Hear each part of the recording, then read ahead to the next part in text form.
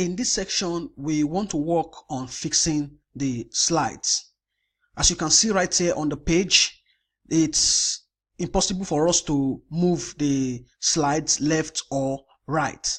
Now, if I move down, you can see right here, it just has only just one bullet. And if I check my side menu, we have 3 locations right here. So we can only view another location unless we click here.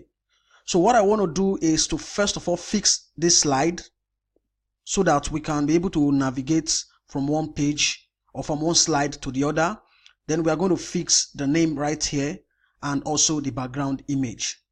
What we are going to do in this video first is to fix this slide. Now, the reason why this is happening here, we have only one slide being displayed, which is the location of the user. It's because we are not getting the values that are stored in the local storage using Ionic storage. So for us to display all of the slides, we need to use the storage.forEach method. So it's going to loop, return all the values, push into the slides array. Then it's going to have all the slides. Then we can move front or right or left. So to fix that, first, let me go right here into my pages, home, then home.ts. But first, if we go into the home.html file, you can see right here we have this pages array. Now, or this slides array rather, this is where we are pushing all of the values. If I open my home.ts, you can see right here inside the constructor, we are only adding here, we're only adding the location, that is the location that is being returned inside this weather info into the slides array. So what we need to do in this video right now is inside the constructor, we need to use the storage module.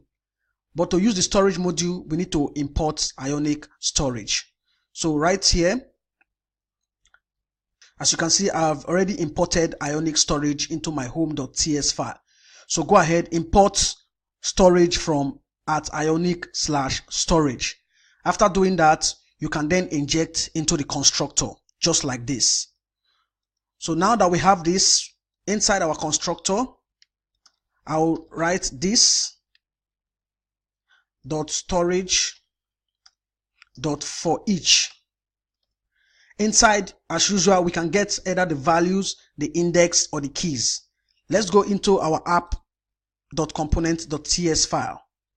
You can see right here, if I scroll up, let's see where we can, if we used that inside our app.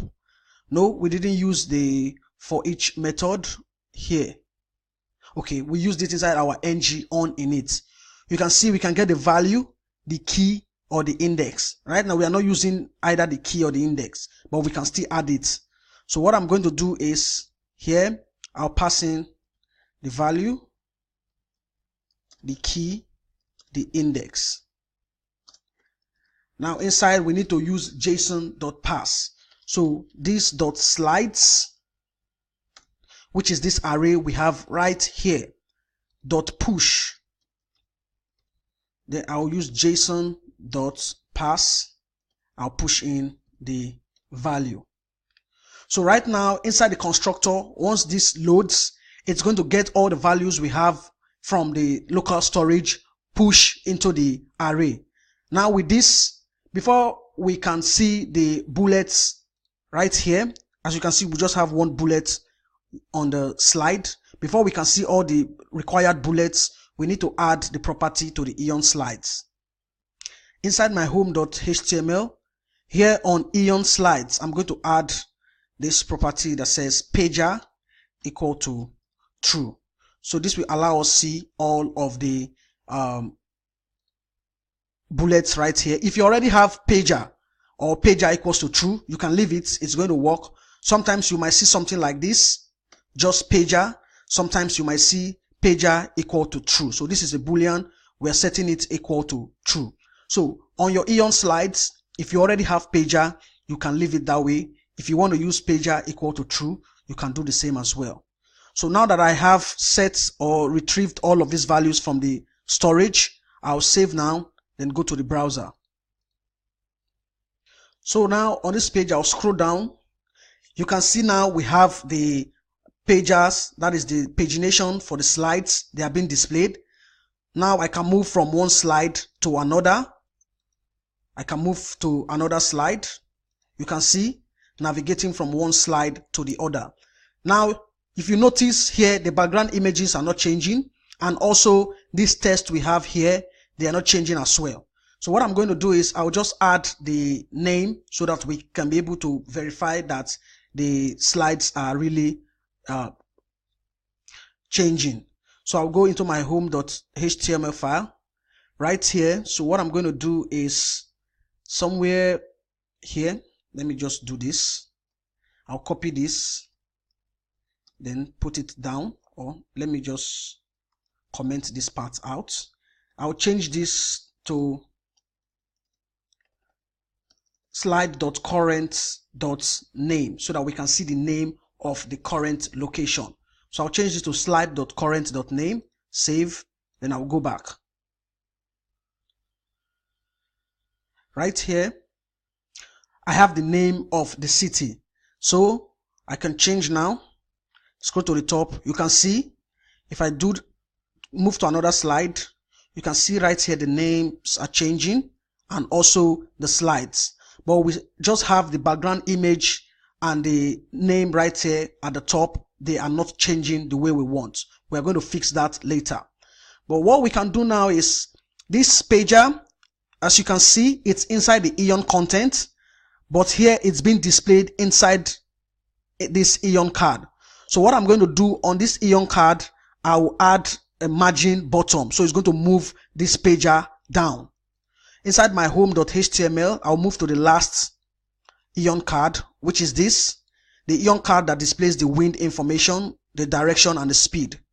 So here, I'm going to add style. I'll set margin bottom, maybe to 30 pixels. So this is going to move the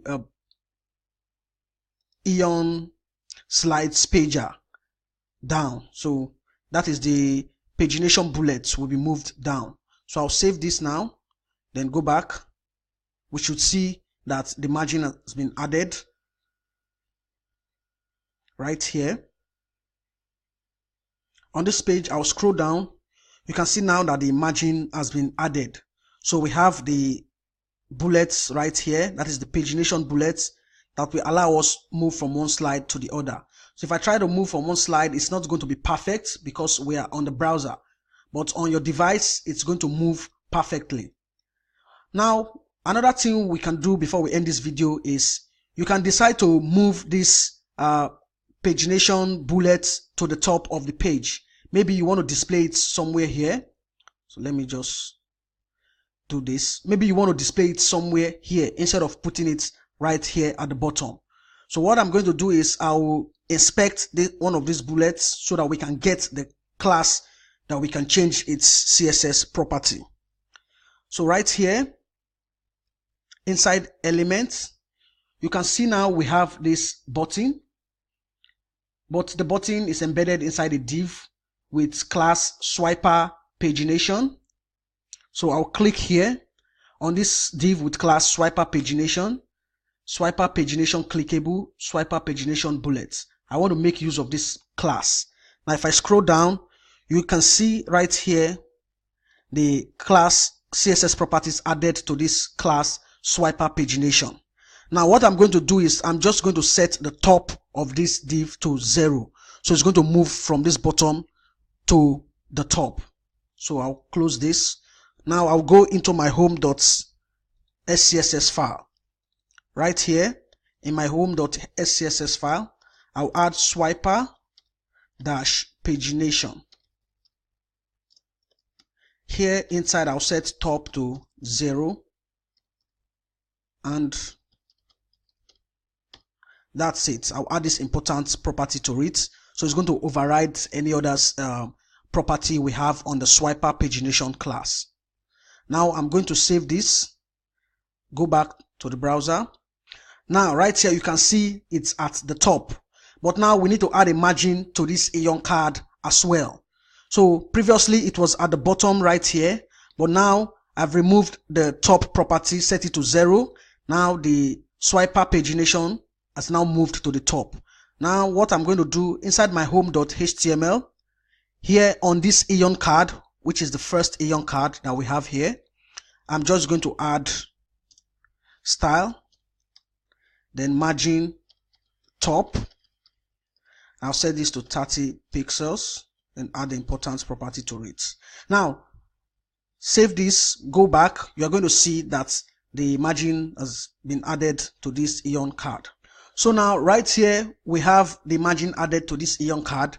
We can't actually see this slides button, but they are here. Let me change this to another location.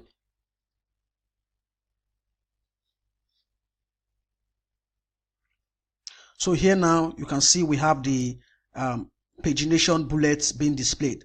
So whichever one you prefer, either you want to display your own pagination bullet here at the top, or you want to leave it at the bottom. The choice is yours. So for me, I'll just move it to the bottom. So I'll take out this class.